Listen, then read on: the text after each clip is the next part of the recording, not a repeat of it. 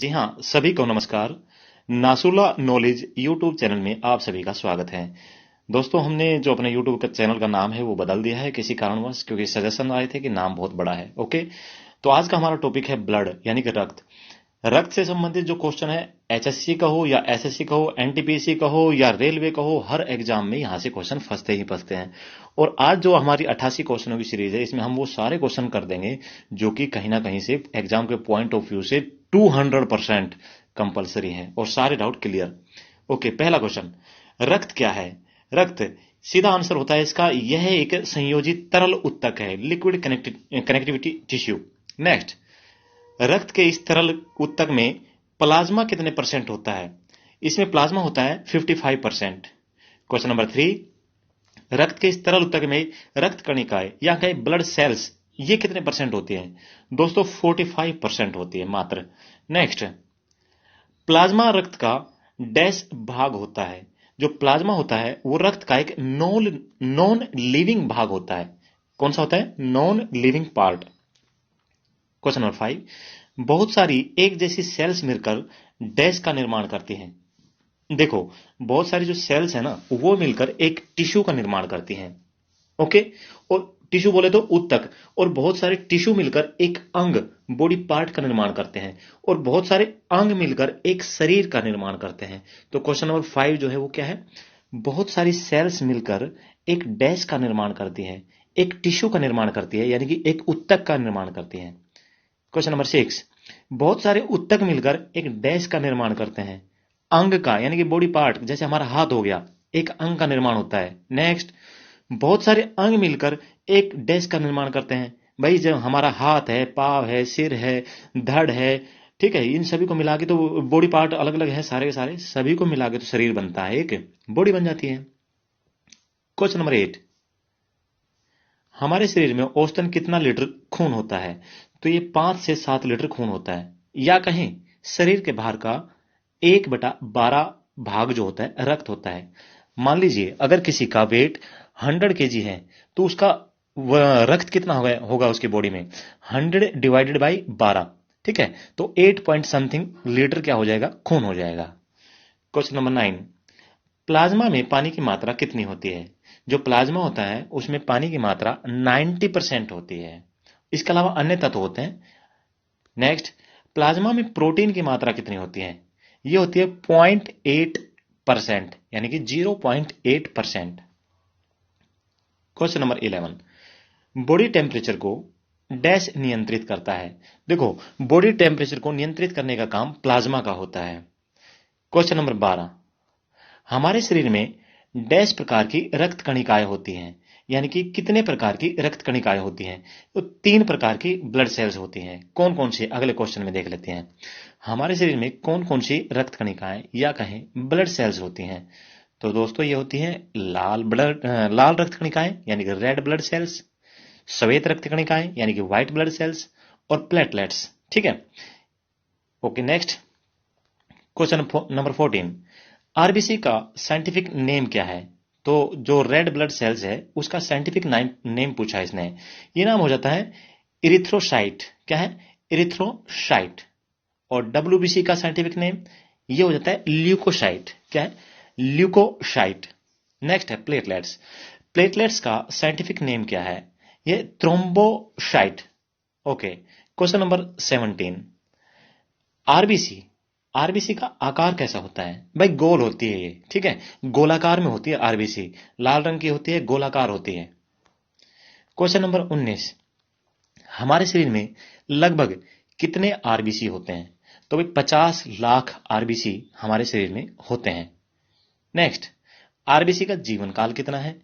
ये 120 दिन तक इनका जीवन काल होता है, फिर ये मर जाती है, डेड हो जाती है, फिर नई बनती रहती है। 120 दिन टोटल आरबीसी का जीवन काल होता है। नेक्स्ट, आरबीसी का निर्माण शरीर में कहां पे होता है? भाई ये बोन मैरो में इसका निर्माण होता है।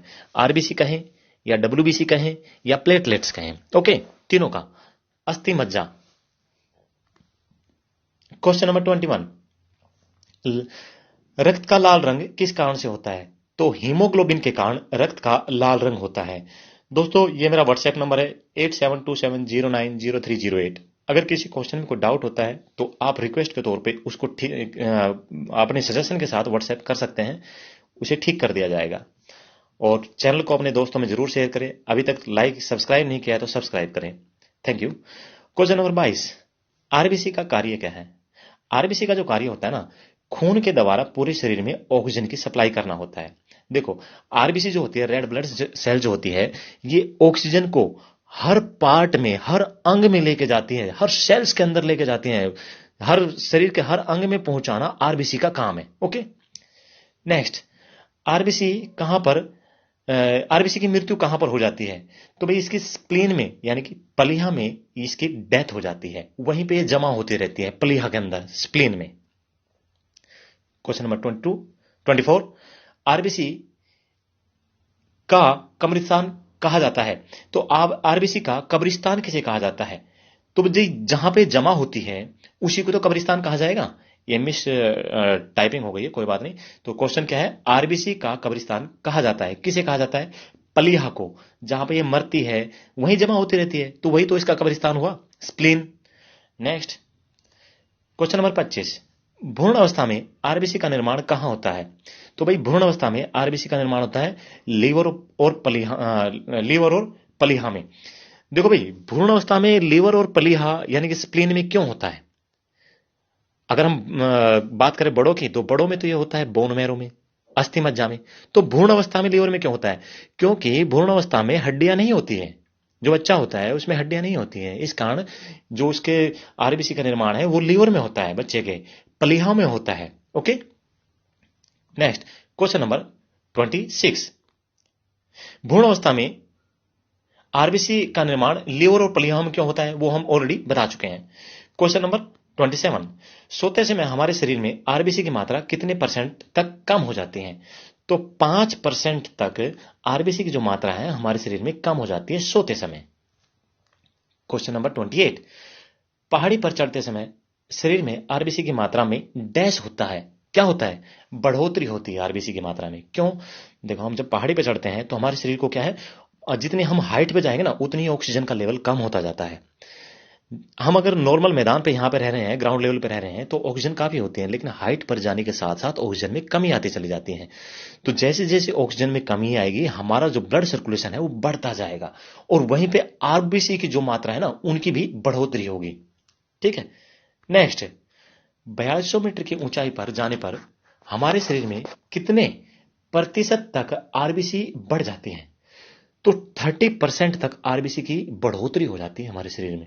मान लीजिए, हम मान के चलते हैं, अगर किसी व्यक्ति के शरीर में टोटल 50 लाख, मैंने बताया स्टार्टिंग में 50 लाख आरबीसी है, तो हाइट पे जैसे जाएगा ना तो 30% बढ़ जाएगा, यानी कि 15 लाख एक्स्ट्रा बढ़ जाएगी, 65 लाख हो जाएगा उसके शरीर में आरबीसी की मात्रा। क्वेश्चन नंबर 30, ऊंचाई पर जाने पर आरबीसी का आकार भाई छोटा हो जाता है। आकार छोटा हो जाएगा लेकिन संख्या बढ़ जाएगी। क्वेश्चन नंबर 31, आरबीसी को कैसे नापते हैं, यानी कि आरबीसी को मापा कैसे जाता है? तो इसे हीमोसिट मीटर के हेल्प से, या कहे हीमोग्लोबिन मीटर की हेल्प से इसे मापा जाता है। थोड़ा बड़ा करके दिखा देता हूं, ये देख लीजिए। मैं जल्दी जल्दी इसलिए बोल रहा हूं भाइयों, टाइम वेस्ट कराना मेरा मकसद नहीं है, मेरा मकसद है आपके पास नॉलेज पहुंचाना। आरबीसी की कमी से कौन सा रोग हो जाता है? तो आरबीसी की कमी से अनीमिया नामक रोग हो जाता है। क्वेश्चन नंबर 33, आरबीसी यानी कि red blood cells, white blood cells और प्लेटलेट्स का कर्म क्या है? इसका पूछने का मतलब यह है कि हमारे शरीर में सबसे ज्यादा कौन सा होता है? वो होता है आरबीसी, उससे कम प्लेटलेट्स होती है, उससे कम डब्ल्यूबीसी होती है। ओके, क्वेश्चन नंबर 34, हमारे शरीर में आरबीसी और डब्ल्यूबीसी का अनुपात क्या है? कहने का मतलब यह है कि हमारे शरीर में कितनी आरबीसी, रेड ब्लड सेल्स के पीछे कितनी व्हाइट ब्लड सेल्स होती हैं। यह अनुपात होता है 600:1, यानी कि 600 आरबीसी के मात्रा में, तुलना में 1 डब्ल्यूबीसी होती है। ठीक है, जैसे लिंगानुपात नहीं होता है भाई, 1000 लड़कों के पीछे 879 लड़कियां, हरियाणा का लिंगानुपात। ठीक है, ऐसे ही 600 आरबीसी पर 1 डब्ल्यूबीसी। याद हो गया? Thank you. Question number 35, WBC देखने में कैसी होती है? तो जो डब्ल्यूबीसी होते हैं ना, व्हाइट ब्लड सेल्स, ये देखने में रंगहीन होती है, इनका कोई कलर नहीं होता, पारदर्शी होती है, यानी कि आर पार देखा जा सकता है। इससे पहले हमने आरबीसी पढ़ा था, वो रेड कलर की होती है, गोलाकार होती है, और ये कैसी होती है? व्हाइट कलर की होती है, एक तरह से रंगहीन होती है, कलर ही नहीं होता इनका, वो रंगहीन होती है, पारदर्शी होती है। नेक्स्ट, आरबीसी की डब्ल्यूबीसी अपेक्षा का आकार ओके, ये क्वेश्चन ऐसे है, आरबीसी की अपेक्षा डब्ल्यूबीसी का आकार होता है तो बड़ा होता है। ठीक है, आरबीसी की अपेक्षा डब्ल्यूबीसी का आकार डैश होता है, तो डब्ल्यूबीसी का आकार जो है ना बड़ा होता है आरबीसी की अपेक्षा। नेक्स्ट, डब्ल्यूबीसी का जीवन काल कितना है? तो भाई व्हाइट ब्लड सेल्स का जो जीवन काल होता है दोस्तों, वो 3 से 5 दिन का होता है बस। और हमने रेड ब्लड सेल्स का कितना बताया था? 120 दिन। ओके, आगे आएगी प्लेटलेट्स, उनका बताएंगे 10 से 12 दिन।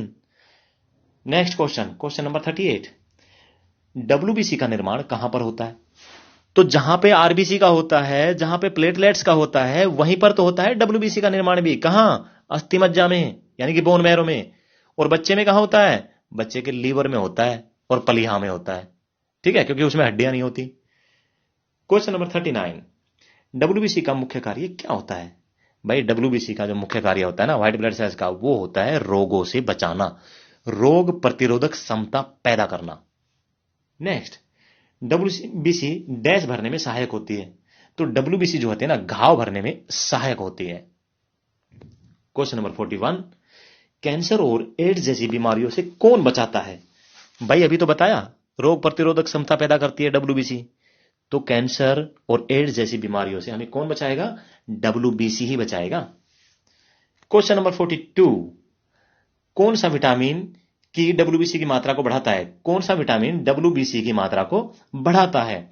तो विटामिन ए जो है ना, वो डब्ल्यूबीसी की मात्रा को बढ़ाता है भाई। नेक्स्ट, कौन सी ब्लड सेल्स को शरीर का बॉडीगार्ड कहा जाता है? तो ब्लड सेल्स जो हमारी रोग प्रतिरोधक क्षमता पैदा करे सेल्स, वही तो बॉडीगार्ड होगी। ठीक है ना, जो हमारी रोग प्रतिरोधक क्षमता को बढ़ाए वही तो बॉडीगार्ड होगी। तो कौन सी होती है?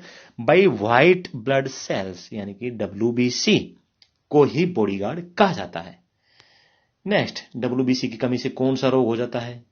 तो ल्यूकोपीनिया नामक रोग हो जाता है डब्ल्यूबीसी की कमी से।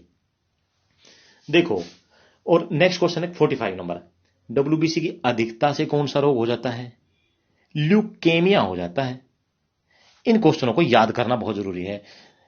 क्वेश्चन आ जाएगा कि भाई डब्ल्यूबीसी की कमी से कौन सा रोग होता है, तो हमें दिमाग में आए कमी, केमिया, नो, गलत हो जाएगा वहीं पर ही। ठीक है भाई, जब कमी होगी तब कुछ खाएगा पिएगा तभी तो पूर्ति होगी। याद हो गया ना? यानी कि डब्ल्यूबीसी की कमी होगी तो कुछ खाएगा पिएगा, पीनिया, तो ही पूर्ति होगी ना। तो डब्ल्यूबीसी की कमी से कौन सा रोग होता है? ल्यूकोपीनिया, पीनिया, पीना पड़ेगा, यह रोग होता है। अगर नहीं पिएगा तो ल्यूकोपीनिया, पीना पड़ेगा, फिर तो रोग नहीं होगा, है ना? ओके, और डब्ल्यूबीसी की अधिकता से, अरे अधिकता हो गई तो कमी हो जाएगी किस चीज की? रोग प्रतिरोधक क्षमता की कमी आ जाएगी। ठीक है, तो डब्ल्यूबीसी की अधिकता से कौन सा रोग हो गया? ल्यूकेमिया। और डब्ल्यूबीसी की कमी से कौन सा रोग हो गया? Leucopenia. Okay, next question number 46, हमारे शरीर में प्लेटलेट्स का निर्माण कहां होता है? तो स्टार्टिंग में बताया था आपको, तीनों का निर्माण अस्थि मज्जा में होता है। नेक्स्ट, सामान्य मनुष्य के शरीर में कितनी प्लेटलेट्स होती है? तो सामान्य मनुष्य के शरीर में 1.5 लाख से 4 लाख प्रति घन मीटर होती है। ओके, नेक्स्ट, प्लेटलेट्स का जीवन काल कितना होता है? भाई 10 से 12 दिन होता है प्लेटलेट्स का, डब्ल्यूबीसी का 4 से 5 दिन, और अपना आरबीसी का, रेड ब्लड सेल्स का 120 दिन। नेक्स्ट, डेंगू और चिकनगुनिया नामक रोग किस कारण से हो जाते हैं? तो आप सभी को पता है डेंगू होता है तो क्या बोलते हैं? अरे भाई उसकी प्लेट्स डाउन हो गई, यानी कि प्लेट्स जो है ना उसकी कमी हो जाती है। इसी वजह से डेंगू और चिकनगुनिया रोग हो जाते हैं। डेंगू का वायरस हमारे शरीर में डैश को नष्ट कर देता है। तो भाई डेंगू का जो वायरस है ना हमारे शरीर में प्लेटलेट्स को नष्ट कर देता है, उनकी कमी आ जाती है। ठीक है, नेक्स्ट क्वेश्चन है क्वेश्चन नंबर 51। प्लेटलेट्स केवल डैश में होता है। भाई जो प्लेटलेट्स होता है ना वो डीएनए में होता है। नेक्स्ट, प्लेटलेट्स को किसके जूस के द्वारा बढ़ाया जा सकता है? तो दोस्तों प्लेटलेट्स अगर डाउन हो जाती है किसी की तो उसे गिलोय और पपीते के पत्ते का जूस अगर हम पिलाएं तो 24 घंटे में ही और ये ऑटोमेटिक प्लेट्स बढ़ने लगती हैं।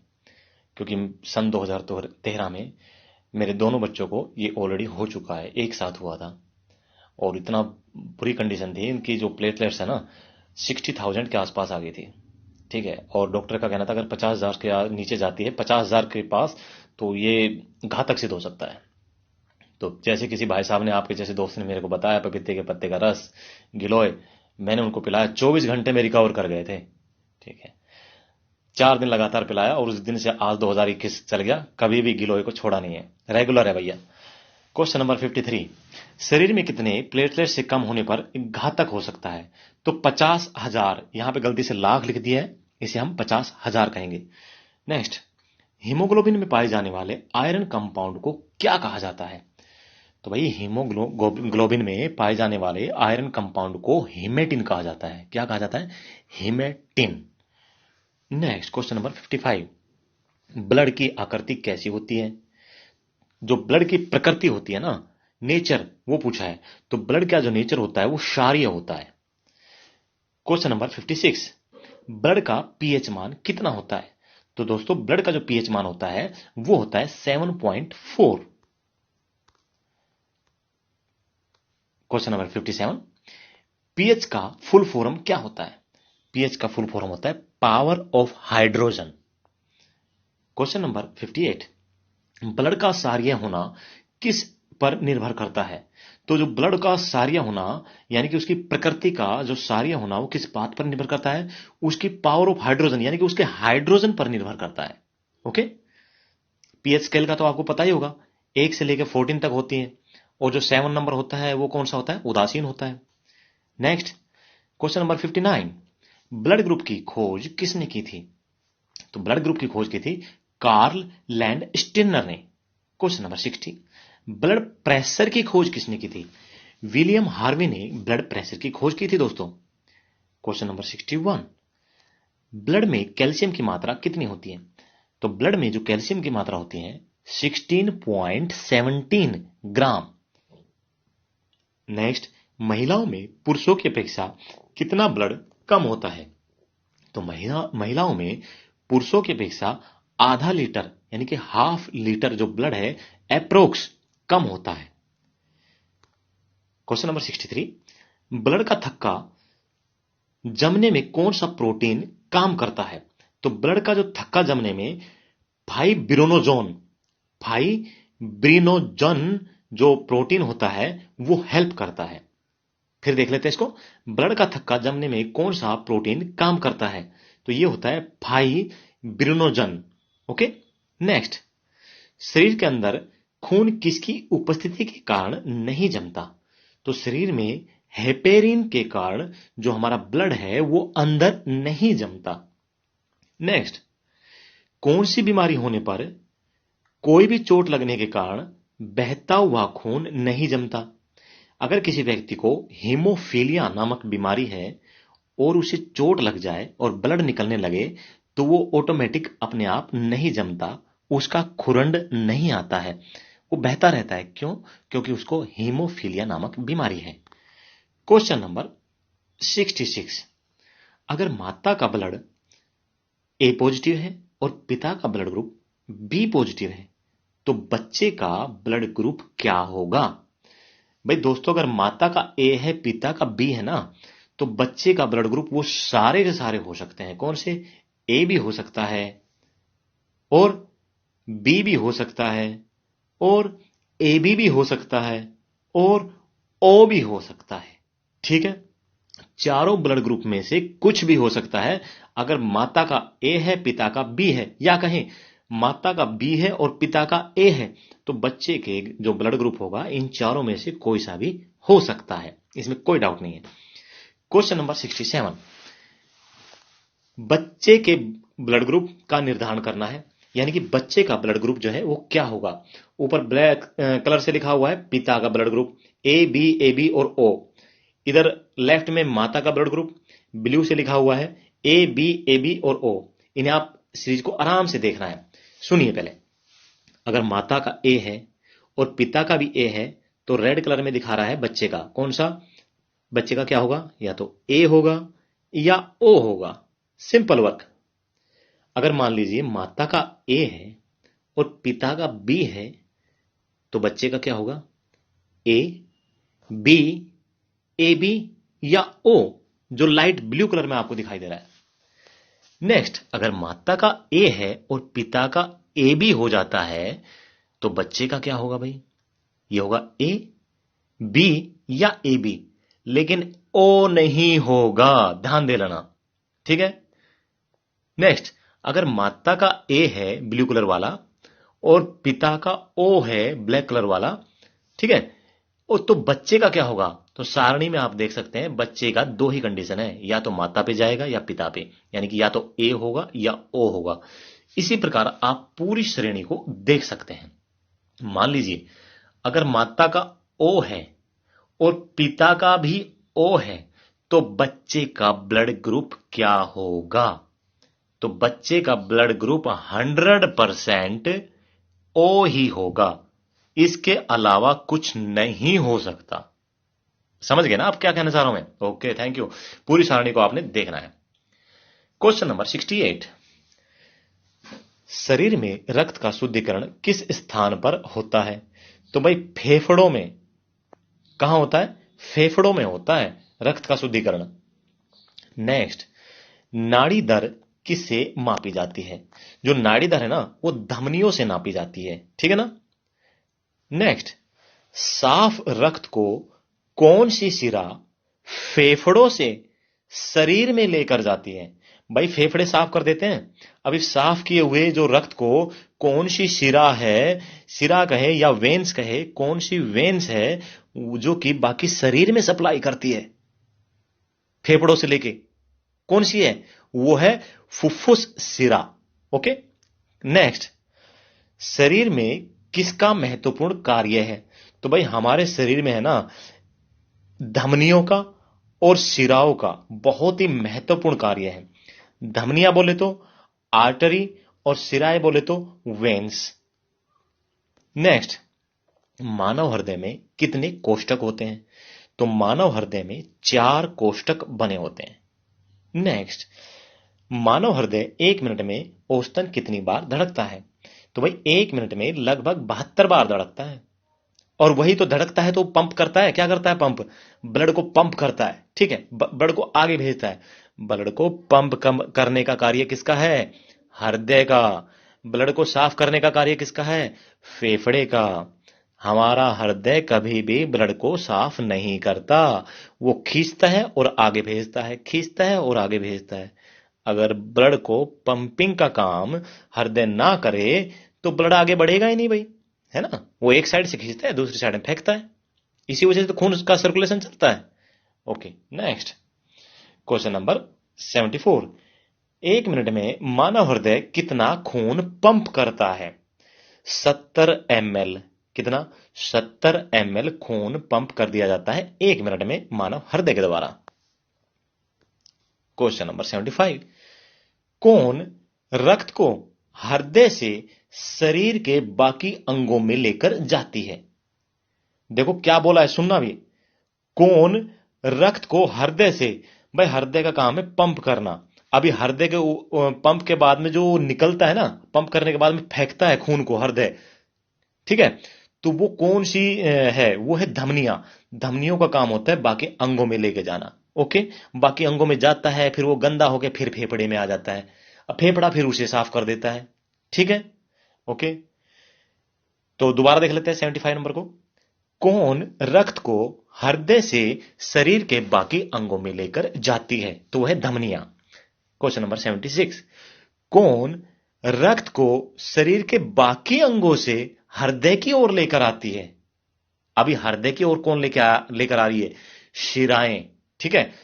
हम ऐसे मान के चल सकते हैं याद कैसे करेंगे? सिराएं, सिर। ओके, देखो, फेफड़ा हमारा नीचे होता है बॉडी में, हृदय हमारा ऊपर होता है ना, सभी को पता है। तो भाई ऊपर की ओर, सिर की ओर लेके जाती है, फेफड़े से सिर की ओर लेके जाती है, ऐसा हम सोच लेते हैं। तो सिर की ओर कौन लेके जाएगी? सिराएं, सिराएं लेके जाती है सिर की तरफ। हो गया याद। और जो अपने हृदय से बाकी शरीर में लेके जाती है वो होती है धमनियां।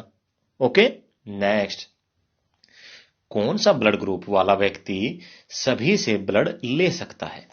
अगर किसी ब्लड ग्रुप ए बी वाले को, किसी का ब्लड ग्रुप क्या है? ए बी है, और उसे जरूरत पड़े ब्लड ग्रुप की, तो वो किसी से भी ले सकता है। किसी से बोले तो चाहे किसी का ए हो, चाहे किसी का बी हो, चाहे किसी का ए बी हो, या चाहे किसी का ओ हो, वो सभी से खून ले सकता है। कौन ले सकता है?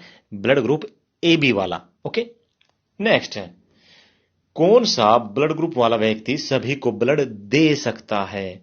तो भाई सभी को देने वाला व्यक्ति कौन है? ओ सभी को देता है, इसी वजह से इसको यूनिवर्सल डोनर कहा जाता है। ओके, और हमारे ब्लड ग्रुप तो आपको पता है ये 4 होते हैं, ए बी, ए बी और ओ। इन्हीं में नेगेटिव पॉजिटिव हो जाते हैं। A positive, A negative, B positive, B negative, A B positive, A B negative, O positive और ओ नेगेटिव। ठीक है, ओके। क्वेश्चन नंबर 79, कौन सा ब्लड ग्रुप वाला व्यक्ति केवल अपने ब्लड ग्रुप वाले से ही ब्लड ले सकता है? भाई देखो, ओ है ना भाई साहब, ये दे सभी को सकता है, लेकिन ले किससे सकता है? सिर्फ अपनी जाति वाले से ही, यानी कि ओ से ही ले सकता है। नेक्स्ट, ब्लड ग्रुप ओ वाला व्यक्ति सभी से ब्लड नहीं ले सकता। नहीं ले सकता ना? हां, वो सिर्फ ओ से ले सकता है। तो सभी से ब्लड नहीं ले सकता क्योंकि उसके ब्लड में क्या होता है? उसके ब्लड में एंटीबॉडीज होता है, इसी वजह से वो सभी से नहीं ले सकता भाई। ठीक है, नेक्स्ट है, ब्लड ग्रुप ए बी वाला व्यक्ति सभी से ब्लड ले सकता है। क्यों ले सकता है? क्योंकि उसके ब्लड में क्या नहीं होता? अरे भाई, इसके ब्लड में जो एंटीबॉडी नहीं है ए बी के ब्लड में, इसी वजह से ये ले सकता है।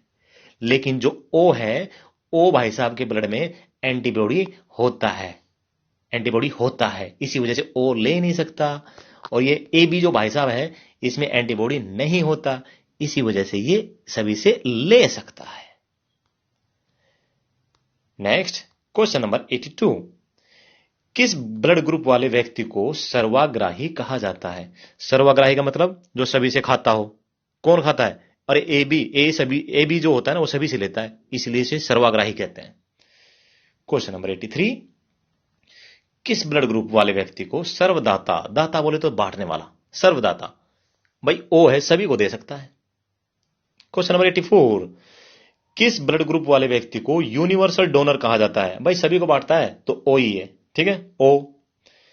क्वेश्चन नंबर 85, मापने का यंत्र को क्या कहते हैं? भाई छूट गया है, ब्लड प्रेशर मापने के यंत्र को क्या कहते हैं? ब्लड प्रेशर मापने के यंत्र को क्या कहा जाता है? तो यह होता है सफाई गनोमैनोमीटर। क्या? सफाई गनोमैनोमीटर कहा जाता है ब्लड प्रेशर मापने वाले यंत्र को। क्वेश्चन नंबर 86, यदि किसी पुरुष का ब्लड ग्रुप ए बी है और स्त्री का ब्लड ग्रुप बी है, तो उनके बच्चे का जो ब्लड ग्रुप है वो क्या नहीं हो सकता? वो ओ नहीं हो सकता। तो क्या क्या हो सकता है? देखो, अगर पिता का है ए बी और माता का है बी, तो भाई या तो ए होगा या बी होगा या ए बी होगा, लेकिन ओ नहीं होगा। नेक्स्ट है, बहुत ही महत्वपूर्ण क्वेश्चन है 87 नंबर। जिसने भी शादी नहीं की है और शादी करने के मूड में है, तो भाई साहब इस कार्रवाई को जरूर करना। कौन सा? संतान का भ्रूणीय अवस्था में ही माता के गर्भाशय के अंदर ही मृत्यु हो जाती है। उस रोग को इरिथ्रोब्लास्टोसिस फिटेलिस कहा जाता है। इसका क्या कारण है? भाई रोग को क्या कहा जाता है? इरिथ्रोब्लास्टोसिस फिटेलिस, और माता के गर्भ में ही बच्चे की मृत्यु हो जाती है। इसका कारण पूछा है। इसका कारण यह है, पिता का RH पॉजिटिव होना, नजदीक से देख लेते हैं, पिता का RH पॉजिटिव होना और माता का RH नेगेटिव होना। RH फैक्टर होता है, अगर ये RH फैक्टर मिल जाए ना तो क्या है, बच्चे की डेथ हो जाती है गर्भ के अंदर ही। पिता अगर पॉजिटिव है और माता अगर नेगेटिव है RH फैक्टर, तो क्या होगा, बच्चे की गर्भ में ही मृत्यु हो जाती है। इसी वजह से आजकल क्या है, शादी करने से पहले लड़के और लड़कियां कुछ ब्लड की जो रिपोर्ट है ना वो मांगते हैं कि भाई आपका ब्लड ग्रुप क्या है। ओके, नेक्स्ट है केंद्रक क्या होता है। जो केंद्रक है ना, ये भाई साहब कोशिका के अंदर, कोशिका के सबसे अंदर वाले भाग को केंद्रक कहा जाता है। यहां पे हमने तकरीबन 88 क्वेश्चन वो किए हैं जो कुछ एग्जाम्स में आए हुए भी हैं और एग्जाम के पॉइंट ऑफ व्यू से बहुत ही महत्वपूर्ण है। तो दोस्तों, अगर आपने चैनल को सब्सक्राइब नहीं किया है तो चैनल को सब्सक्राइब कर लीजिए। अगर आपको लगता है कि मैंने जानकारी अच्छी दी है तो लाइक तो बनता है बॉस। Okay, thank you. यहां पर समाप्त करते हैं। जय हिंद, जय भारत, वंदे मातरम।